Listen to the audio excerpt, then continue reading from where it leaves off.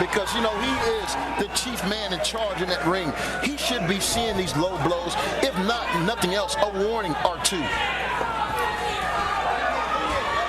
The 5th round scheduled for 12 for the Showtime Bantamweight Tournament Championship and the IBF World Championship, held by Joseph Agbeko in gold, taking on the contender Abner Mares.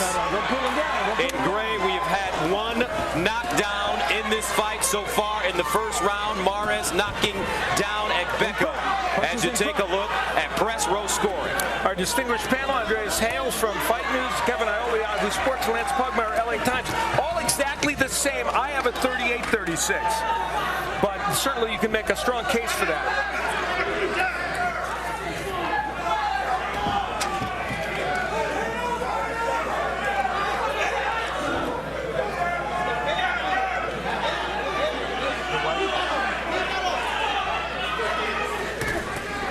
Double left hooks landing for both fighters. Left hook landing by Mares.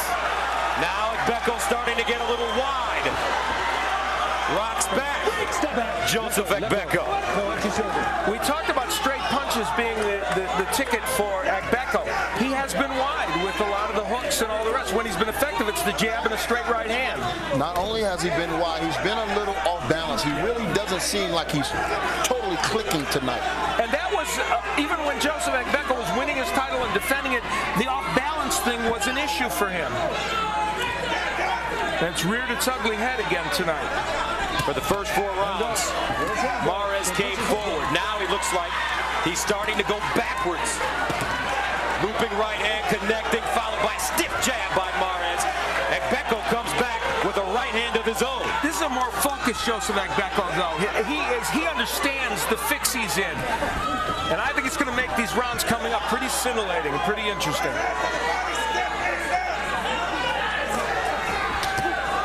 Another right hand by Mares. That wild shot right there. He brought his right foot up. You know, like I said all night, I don't think he's sharp tonight. He's going to have to, that low blow is almost to the knee. That's the 5th warning. You got to take a point away at some point.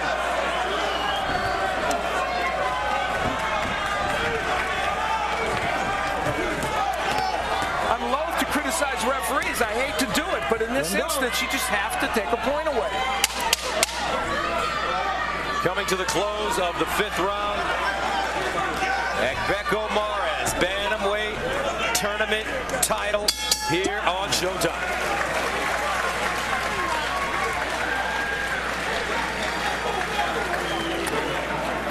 Yeah, keep using your jabs. Yeah, you're doing good. Yeah, you're waiting for too long. Yeah, when you jab, you kind of, lean down. So keep using your left jab and then use your right. And you keep using that jab. Keep. Great advice by Adami Addy in the corner, the jab to straight right hand. But here's where Mares again goes low. That's one of at least 10 or 12, and you see Russell Mora telling him to keep him up, but it's a little late at this point to tell him to keep it up. You better take a point away, or he won't keep him up.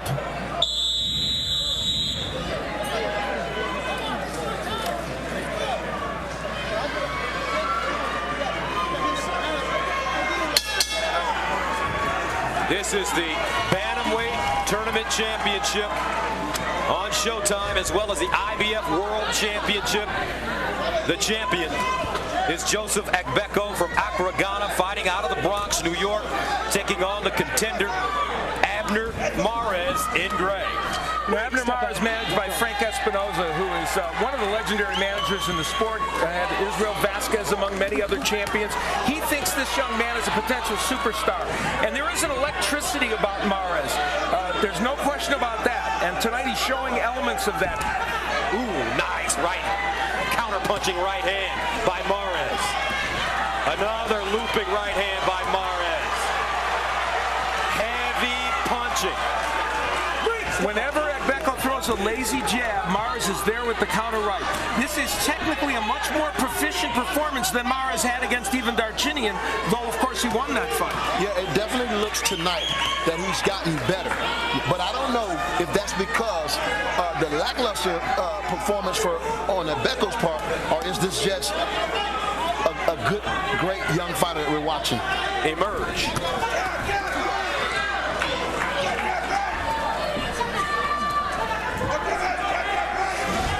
Let's take a look at total punches. You see a lot more thrown and considerably more landed. Now, the reason Joseph Agbeko's that close in the number of punches is that educated left jab, but more of the power punches clearly coming from Mares. You know, Mares in his last two fights has had to come back with a strong finish to win fights. There was a clash of heads. Tonight, he's in a much different situation. He got off to a tremendous start. And that's what he told us in our fighter meeting.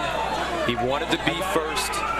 He knows that he has gotten off to those slow starts, and he couldn't afford to start slowly against the champion. Over there.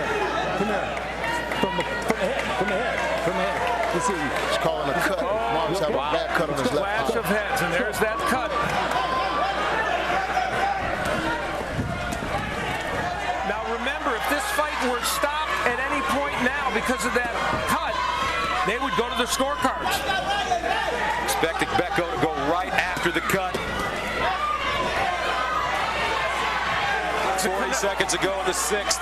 It's a conundrum, though, Gus, because maybe he doesn't want this fight stopped right now because of that cut, because it could, end in a decision loss for him. And it's in a bad spot, not like the one he received when he got cut with Victor Darchinyan. This is right on the eye. Yeah, it's a good point, Antonio. The cut against Darchinyan was on the hairline. Get your head up. Get him up. Don't pull his head down. Stop. Don't pull his head down. Well, that's low blow number 28 in this fight for Abner Mares. Lots of excitement, though.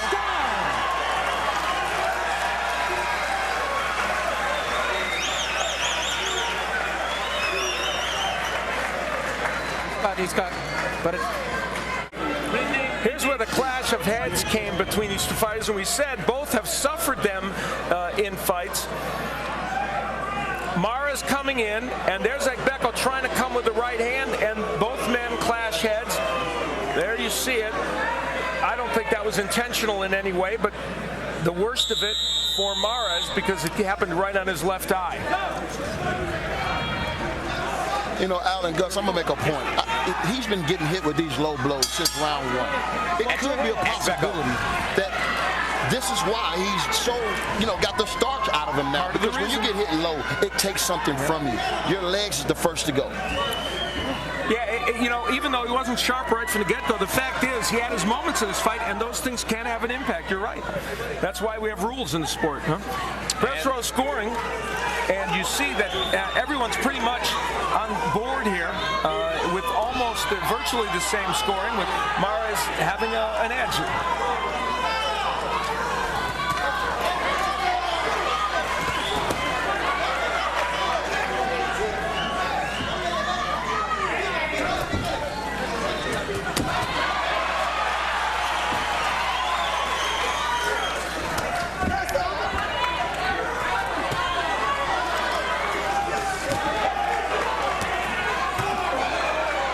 Agbeko's getting his left hook in a bit, but again, that's not his number one weapon. He's got to get back to the right hand, which, of course, a couple of rounds ago hurt Mares badly.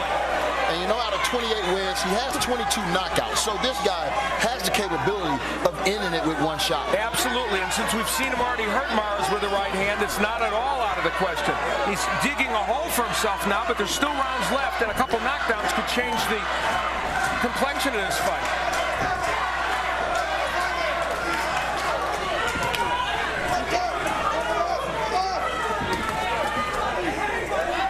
There's two things you look for when you say a fighter is on his game. It's distance and it's timing. And it seems like Joseph Agbeko is struggling with both of those things tonight. Yeah, it's a really good point. And surprising because he was so perfect in his last fight against Perez. But again, fight postponed, had to do 2 training camps, reboot after the injury. A lot to ask. And not only did he have to do 2 training camps, but yesterday he had to lose weight. Initially weighed in at 118.2 left, lost the weight, came back, weighed in at a even 118. And he's the one that suffered the injury. Oh, now Russell Moore's not even bothering to look anymore. I mean, I hate to do this. I hate criticizing officials. That was a left hand right in the worst spot. How do you not take a point away at that point? Joseph Agbeko has been hit low. He's still Agbeko to get his head up. Countless times in this fight, dating back to the opening round. And this takes nothing away from Mares' performance.